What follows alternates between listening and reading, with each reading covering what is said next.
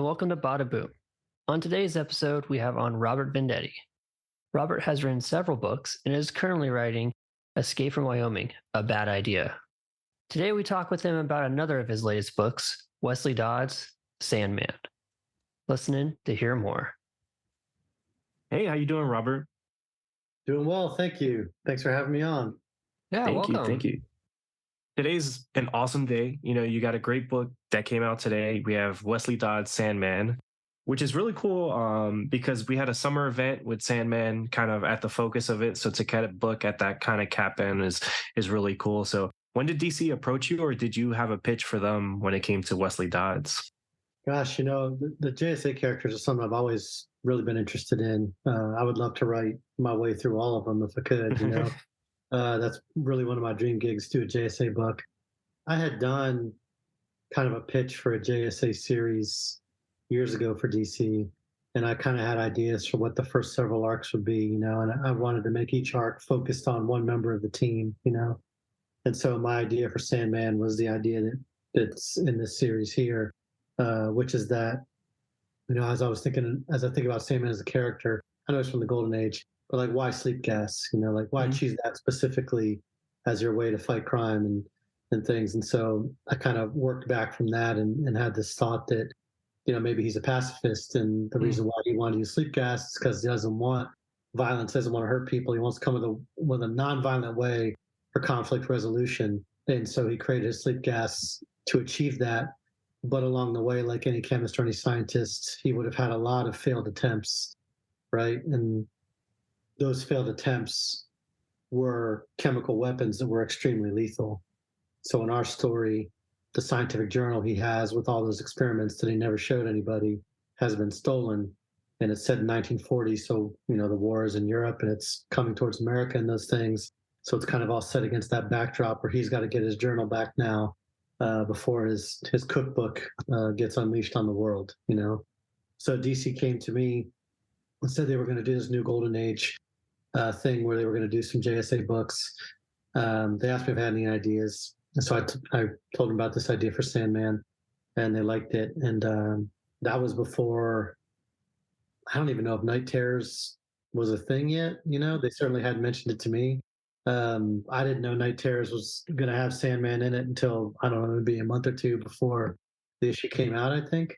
By that time, I think I'd already written pretty much the whole series, Riley Rossmo is about halfway through the art of number 5. The first 4 issues are already colored and lettered and everything. So we've pretty much got it all in the can, That's awesome. And what's really cool about the story and what I've read is that you have that big story of, the book possibly being unleashed on the world, but it seems like Wesley is very alone in this time. He's a pacifist, but, it doesn't seem like everyone sort of sees things the way he does. He tries to kind of pitch it to the military, and he seems very alone, and I think especially at the end of the issue, you feel like this is a story that, although it's kind of very big, you have this weapon kind of being unleashed, but you also have this like deeply personal story going on as well. So what was it like kind of crafting that for Wesley? Yeah, that was really the focus for him as a character, different maybe than you would write some other characters, but Wesley is a very grounded hero, like he's very street level, more so even than Batman or Daredevil, I would say, it's really just him and a sleep gas, So there are some gadgets and things, he's got a grappler gun kind of deal and things, but, he's a very grounded character, and we wanted the story to be very grounded as well, and also kind of lean into a lot of noir and pulp influences and things like that, Those aren't stories that I've really had a chance to write very much at all. So it was one of the appeals of doing Sandman, and why, if they asked me any JSA character I would want to write, that was the one at the top of my list, because it's a style of story I hadn't really had a chance to do.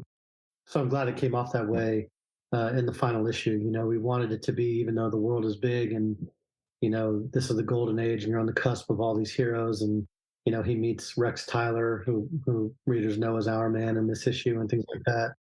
Sometimes his villains can be a bit fantastical and things, but we really wanted it to feel grounded and personal to him, and have that core cast in there, like Humphreys and Diane Belmont and those kind of things too. So And in terms of like those fantastical elements, I think it's really cool you have Riley Rossmo on the book because especially reading it, some of the ways he's able to play with the gas and stuff like that in his art style kind of gives it this it really pops off. And with your writing it grounds it, and I think it sort of strikes that like perfect balance. So did DC approach you with Riley, or was it something that you guys came together on this?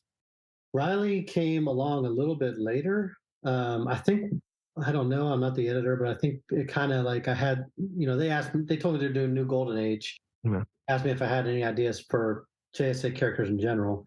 I came to them with the Sandman idea, and I think that kind of had to run up the flagpole. Do we want to do a Sandman story and all that kind of stuff? Riley came on a little bit later, but not very much later. I think I'd written the first issue possibly before I knew he was going to be the artist. And as soon as those first pages came in, it totally changed the way that I would write the series after that. And I really started to think about, what kind of things we could do in this series. It hasn't really been done with Sandman before in terms of point of view and things like that. He's a fantastic artist. I just love his stuff so much. And, he did this amazing series that I'm a huge fan of with Steve Orlando, a Martian Manhunter maxi series. It was 12 issues. Oh my God, so good. So yeah, Steve Orlando's a great writer, and the two of them working together really just knocked that one out of the park. And so I wanted to try to bring something like that of that quality, which I'm not saying I did, but it's a very hard act to follow. But I wanted to bring something along those lines where really Riley had the opportunity to explore and do things with his art that were visually interesting and outside the box. And the great benefits sometimes of being able to work on a story that's outside, main present day DC continuity is that you're able to take some risks and do some things differently in a way that maybe I wouldn't have been able to do with the monthly Green Lantern book or something like that. We're saying this in 1940. It opens us up to be able to do a lot of different things. And Riley just keeps getting better throughout the whole series, and I love the stuff he does. And, the page 3 of the first issue, I think it is, you see him gassed as criminal, and there's this large image of Sandman as like the backdrop, and inside this figure's body is all the paneling, and Riley really leans into the hallucinatory, fear-inducing aspects of the gas and things. And so it's great to see him work, and would love to do more stories with him for sure. And for this first arc, is this more kind of planned out as maybe like a 6 issue, or they're looking at it as more like an ongoing? Yeah, this first story is 6 issues. It's self-contained, complete story. There are ideas for more, much like Superman 78. It just depends on how things do. Superman 78 did really well, and so now we're doing a second one and things like that. So I would love to do more, and if not with Sandman, do something with some of the other, maybe lesser known JSA characters. Yeah. But we'll just have to see how those things go. So far, the response to the book has been really positive. So yeah, have everybody go out there and buy it, and it sells well, and then we'll do more of them. I have no doubt it's going to do well because we got on Comixology and I was like, okay, there's 30 pages and like the story, but like the art really brings you into it. And I got to the very last page. I was like, this is the last page. There's got to be, we need another issue right now, because I kept thinking there's got to be more to it. So I'm already looking forward to the second issue. But you mentioned that there are some other JSL characters you might want to do a story on. I think the JSLA hasn't really been touched on as often as I would like it to be, because there are some really great characters there. So I'd be interested to hear what other characters you would want to write a story for. Yeah, I mean, the obvious ones are Alan Scott and Jay Garrick, right? But I mean, they're already kind of being done a lot. So I think if they were to ask me who I'd want to do next, it would be like an Hourman or a Ted Grant Wildcat, Johnny Thunder. Some of those characters are a little bit more obscure and kind of frees you up to do some things with them that are maybe new and kind of innovative, and especially with the art and the way that Riley's doing on Sandman. So any of those characters, would be at the top of my list. I got to write the JSA. I mean, I basically, came up with an excuse to be able to write them in Hawkman. How am I going to be able to write the Golden Age JSA? And I think it was like issue 28, before the series was over. I got to do it, and I put the lineup in there that a lot of those characters I would love to write. I don't think Hourman was there. But yeah, I would love to do any of those characters, and I have ideas for all of them if DC wants to. So, And it's interesting you talk about kind of like that golden age. What I loved about your Hawkman is you're able to kind of bring Hawkman into the modern age and really kind of spin something new and sort of really expand on certain ideas that have been around in the character. Because it feels like to me, what you and Brian Hitch were able to do is very definitive. And now, like anytime I think of Hawkman, I think of that run. So if you had the opportunity, do you see a way a character like Sandman would really work in the modern age? Obviously their look is very golden age of that era. And I think at times the reason he hasn't come back is DC maybe has not figured out a way to kind of bring him into the modern age. But is Yeah, there something that you'd want to do or you see that is possible? there's always possibilities. I think maybe for Wesley Dodds specifically, it would be a little bit tough.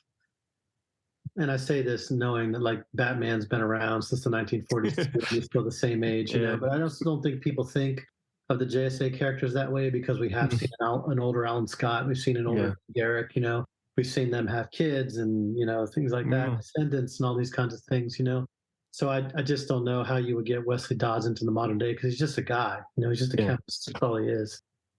So of course there's always ways to do it comic book wise. It's much easier to do with Hawkman. The whole concept of Hawkman is that he reincarnates, and we took that and to an extension that kind of unified the mythology of the character. And the reason why Brian and I both wanted to do that job was to try to do a defining run because there are so few characters left out there that haven't had that defining run. And so for you to say that it's kind of a defining run for you. That's exactly what we were trying to do. So yeah, I mean, I would be up for writing anything with Wesley, but I think if they were to come back and say, "Do you want to do another one?" I think I would. I mean, I already know what the idea is, and I would keep in that golden age era, And also, it's just a timeline that's just not really being used too much. There's I don't know, 50 books right now that you see happening in the present day, and unless there's one I'm not thinking of, there's only one happening in the golden age, and it's ours. So, so I think it's nice to be able to explore different times and stuff. No, and it does bring something different. And I think too, like, even with movies and TV, it is always good to kind of go to eras that are different. Because I think at times when you're looking at modern stories, you're always comparing it to what's going on in the real world. And the point of these stories is to really take you to a place you maybe have never seen or feel like uneven. So it was great to read that because I think, what you wrote and what Riley was able to do is very fantastical, but, obviously has some very real and heavy stuff when it comes to what is being talked about, especially when, in the scenes where Wesley's talking about his experiments, it's very heavy and dark in that way. So I think what you guys were able to do in terms of that era really kind of brings the reader in. Yeah. And also, really want to, mention a huge influence for both Riley and myself. The original 90s Sandman Mystery Theater series, Matt Wagner and Guy Davis really kind of set a template for this kind of noir, golden age era type stuff. Your process, like, I think between obviously like Hawkman, Green Lantern, and now this, like, what's your process like in kind of getting into these characters? Because I do feel there's a level of like fearlessness because I do think you try to take these established characters into new directions.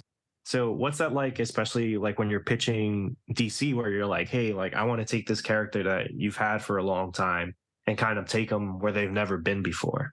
Yeah.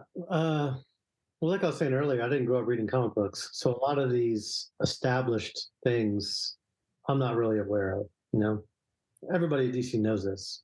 Every time they come to me, do you want to write Hawkman? I'm like, I don't know anything about him.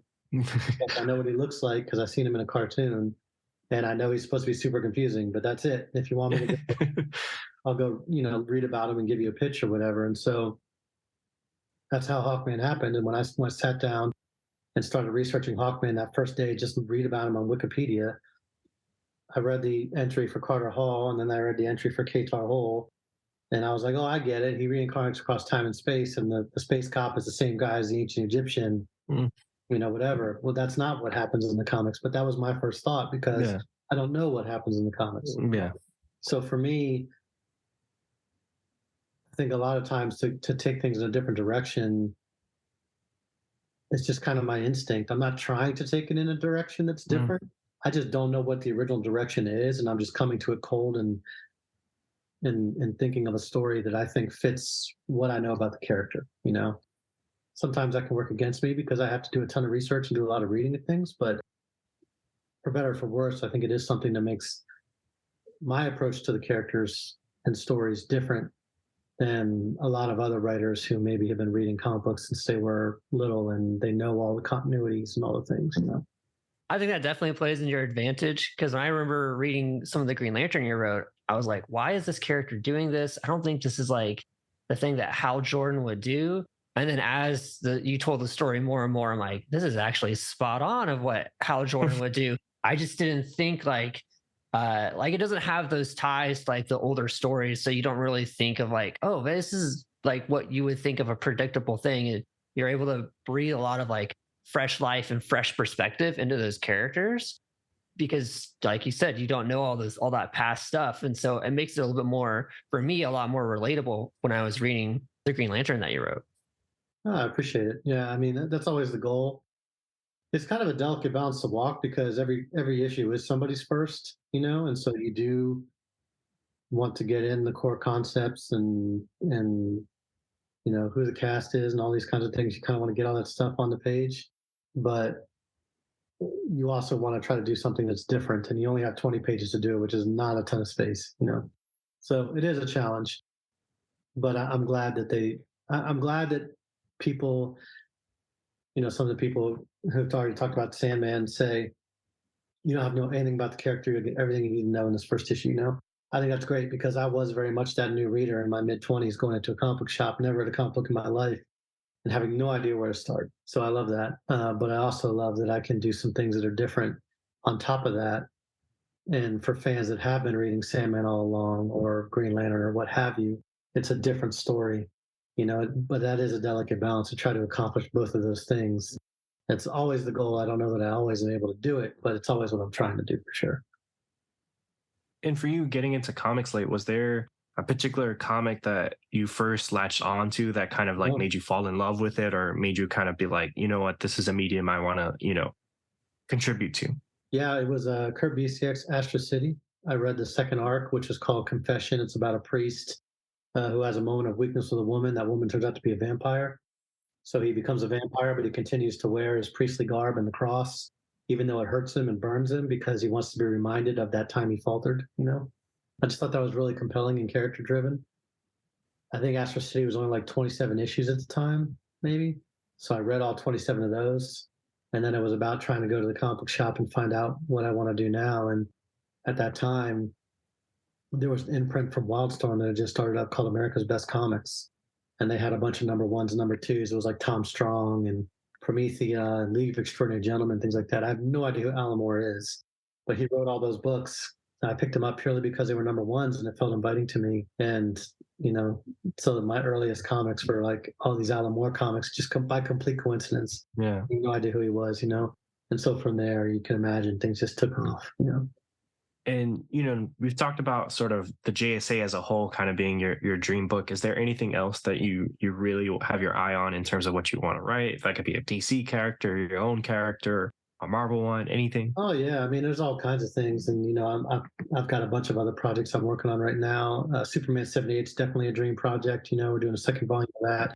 I didn't read comics growing up, but that's my Superman. I did see those films, and that's what I grew up with, and that's what made me love superheroes. Nightwing is a DC character I've always wanted to write because Superman is my favorite DC character. The JSA I feel are also like a very hopeful, aspirational group of characters. And Nightwing is sort of that Superman of the Bat group, right? Like I don't want to write Batman; he's too dark for me. But Dick Grayson's a very hopeful character, so I would like to write him. And then I'm doing a bunch of stuff for Bad Idea right now. I'm familiar with their books. I have, I think, 3 complete miniseries that I've finished with them that people will be hearing more about soon. So a lot of different things I'm working on, and I feel very blessed to be able to have been at it this long and still have so many different things on my slate. I This for guy's one your would number love one to see that Nightwing Nightwing. fan. What'd you say? This guy's your number one Nightwing number fan. one Nightwing.